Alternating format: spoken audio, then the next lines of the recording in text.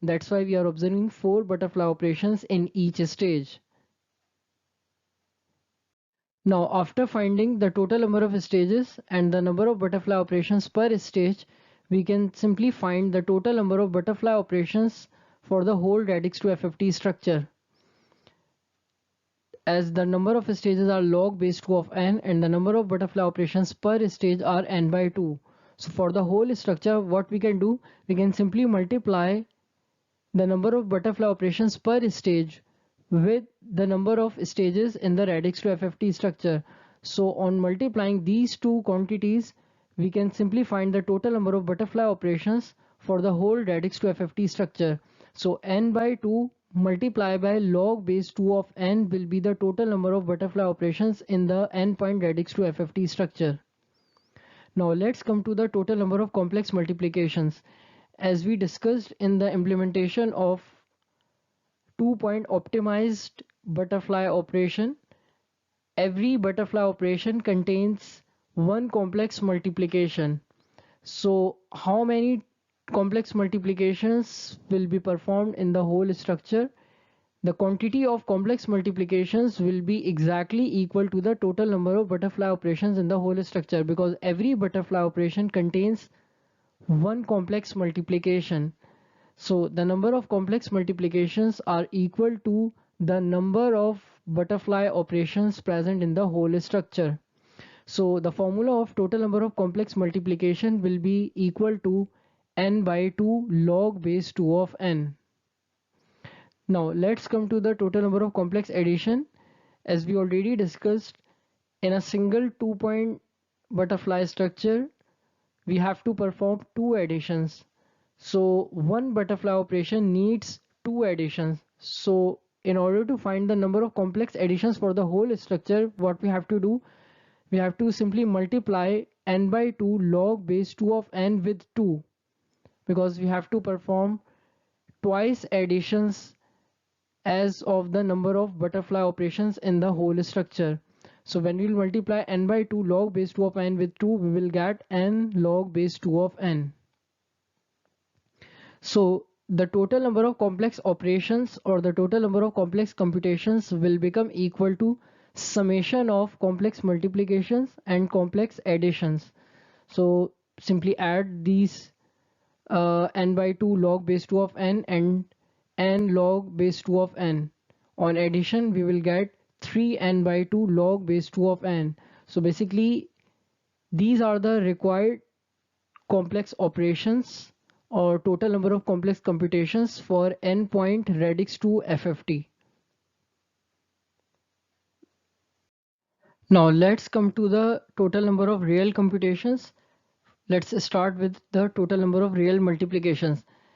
As we discussed in lecture number 12, total number of real multiplications are equal to 4 times of complex multiplication, because a single complex multiplication needs to perform 4 real multiplication. So when we will multiply 4 with n by 2 log base 2 n, which are the complex multiplications, then we will get 2n log base 2 of n. So the total number of real multiplications are 2n log base 2 of n.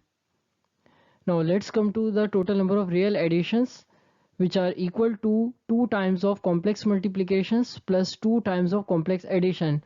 We also discussed this concept in lecture number 12 when we were performing computation analysis of DFT.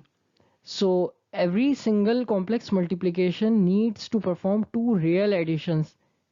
Similarly, every complex addition requires 2 real additions. So the total number of real additions will be this one. So just put the formula of complex multiplication and complex addition here and solve it. Then we will get total number of real additions are 3n log base 2 of n. And the total number of real computations or real operations will be the summation of real multiplications and real additions. So just add 2n log base 2 of n with 3n log base 2 of n, and the final formula comes out to be 5n log base 2 of n. So these are the total number of real operations for n point radix to FFT. And the order of computations in radix to FFT algorithm is n log base 2 of n, which is the common factor in all the types of computations. Here we have plotted the number of complex multiplications for both standard DFT and radix to FFT. As you can see, as we are increasing the value of n, the requirement of computations in both standard DFT and radix to FFT is also increasing, but at a different rate. Moreover, the number of computations in both standard DFT and radix to FFT is increasing non-linearly because the order of computations of standard DFT is n square, which is a non-linear function, while the order of computations in radix to FFT is n log base 2 of n, which is also a non-linear function. But the growth rate of n log base 2 of n is slower than the growth rate of n square, which means that at any value of n, FFT will need lesser computations than the standard DFT, and this difference between the required computations will become significantly higher at a higher value of n, because at a higher value of n, DFT will need a lot of computations while FFT can do the very same task with lesser computations. Now, in order to verify these observations, you can perform a very simple exercise. You can record a speech signal of 3 to 4 seconds duration. For example, you have recorded, I am Salman, my roll number is 36, and the sampling rate you have selected is 44.1 kHz. Now calculate its Fourier transform through both standard DFT and through radix to FFT. Then we will observe that radix to FFT will provide the Fourier transform, or it will provide the spectrum of a speech signal within a fraction of a second, while DFT will take 4 to 5 hours or even 6 to 7 hours in some cases, or even more than that, to provide the spectrum of that speech signal. Depending upon or what processor you have implemented DFT and FFT, actual times could be different, but you will find a significant difference between the DFT computational time and FFT computational time. So this is the reason why FFT is preferred over standard DFT. Now let's compare the performance of both standard DFT and radix to FFT with the help of two performance indicating criteria. The first factor is speed improvement factor, which is simply the ratio of number of computations in standard DFT and the number of computations in radix to FFT. So let's say X is representing DFT computations and Y is representing FFT computations. So speed improvement factor is simply a ratio of X and Y. And this factor will indicate that how many times radix to FFT algorithm will be efficient or faster than the standard DFT. Another method to compare their performances is to calculate percentage saving in computations, which can be calculated as x minus y divided by x multiplied by 100, where x is the number of standard DFT computations and y is representing the number of radix to FFT computations. So let's see how we can calculate these factors. In this example, we are required to calculate speed improvement factor and percentage savings in computations for n is equal to 1024 samples and for n is equal to 2 samples. And these are the working formulas which we are going to use. So speed improvement factor is the ratio of DFT computations and radix to FFT computations. Here we have used real computations for standard DFT, which are 8n square minus 2n, and the number of real computations for radix to FFT are 5n log base 2 of n. Just put the value of n is equal to 1024 in this formula and get this result.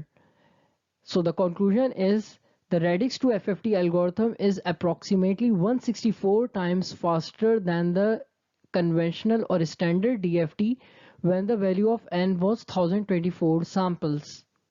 So you can imagine the performance of radix to FFT. It is 164 times faster than the standard DFT. Similarly, we can calculate percentage savings in computations with the help of this formula.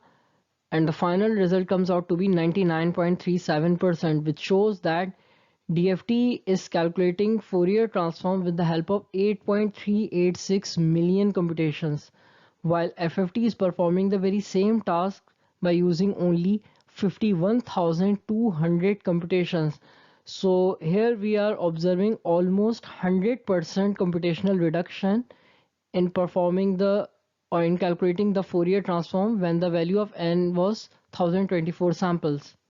Now let's come to the part B of numerical where n is equal to 2 samples. So just put n is equal to 2 here and get this result, which shows that radix to FFT algorithm is almost 3 times faster than the standard DFT when the value of n is equal to 2. Now the question is why we have taken this value, because it is the minimum value or it is the minimum number of samples on which radix to FFT can be applied. So in this case FFT is still faster than the standard DFT. So no matter what is the value of n, how smaller or higher or how higher the value of n is, FFT will always be faster than the standard DFT. And the percentage savings in computations for n is equal to 2 samples will be equal to 64.285%. Now let's discuss how we can calculate inverse fast Fourier transform or IFFT using the forward radix to FFT structure. Basically, there are some techniques or tricks which can be used for the calculation of IFFT using forward FFT. Here we are going to discuss two methods, and the advantage of both methods is that we can use the same forward radix to FFT structure for the calculation of IFFT, but we have to perform some operations before and after calculating the forward FFT. And you must remember one thing, since it is the case of IFFT calculation, so the input data is in frequency domain while the output data will be in the time domain. Or in other words, DFT coefficients are given to us as an input which we are required to convert into the time domain sample values.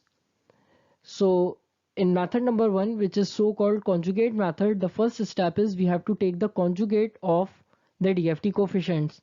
So while taking the conjugate of DFT coefficients, real part of coefficients will remain as it is, while imaginary part of DFT coefficients will be multiplied with -1. So here we are going to apply forward radix to FFT structure on the conjugate of the DFT coefficients.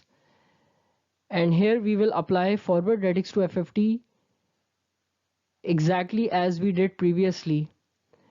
Now the results provided by forward FFT structure will again pass through another conjugate operation. Or in other words, we have to take conjugate of the results provided by the forward FFT structure. And after taking the conjugate, we will divide by n in order to get the time domain sample values. Now, if we have provided the double-sided spectrum which is symmetric around the fs by 2, then definitely we will get the real valued signal, which shows that we will get the sample values for real part of x of n, and for imaginary part of x of n we will simply get 0 for all the values. And these are the steps of the conjugate method which we have just discussed. Now let's discuss the second method, which is so-called swapping method, which is very similar to the first method. Here we are going to use forward FFT for IFFT calculation, but we have to perform some operations before and after calculating the forward Fourier transform. So the first step in this method is we have to swap real and imaginary parts of the DFT coefficients, which means that the real part of DFT coefficients will become the imaginary part, while the imaginary part of the DFT coefficients will be treated as the real part. For example, if the DFT coefficient is 2 plus 3j, then after swapping it will become 3 plus 2j. Similarly, if the DFT coefficient value is 2 minus 3j, then after swapping it will become minus 3 plus 2j. So this is how we can swap all DFT coefficients. After performing swapping, we have to apply forward FFT on the swapped version of DFT coefficients. Now after calculating forward FFT, we will again swap the real and imaginary parts of the results provided by forward FFT. So real part will become imaginary part and the imaginary part of the result will become real part. And then we will divide by n in order to get the real part and imaginary part of the time domain signal values. Now one thing which you should remember during this method is we must have to express the DFT coefficients in rectangular form because we have to swap the real and imaginary parts. While in the conjugate method we can keep DFT coefficients either in the polar form or in a rectangular form. Suppose if we have the DFT coefficient is 4 angle 90 degree, then we can simply take its conjugate. Its conjugate will be 4 angle minus 90 degree. So in conjugate method we can keep DFT coefficients in both rectangular or polar form, while in swapping method we must have to express DFT coefficients in rectangular form. And these are the steps of the swapping method which we have just discussed. This is the practice problem number 1 in which you are required to find IFFT of this x of k sequence by using these two methods. This is another practice problem with the same statement. So this was all about the frequency analysis of signals. In this section of our course, we discussed DFT and FFT, and always remember that whenever it is required to calculate Fourier transform practically, then FFT is the only choice. Now, from the next lecture, we will discuss discrete time systems, which is the last section of our course. Until then, thank you very much and Allah Hafiz.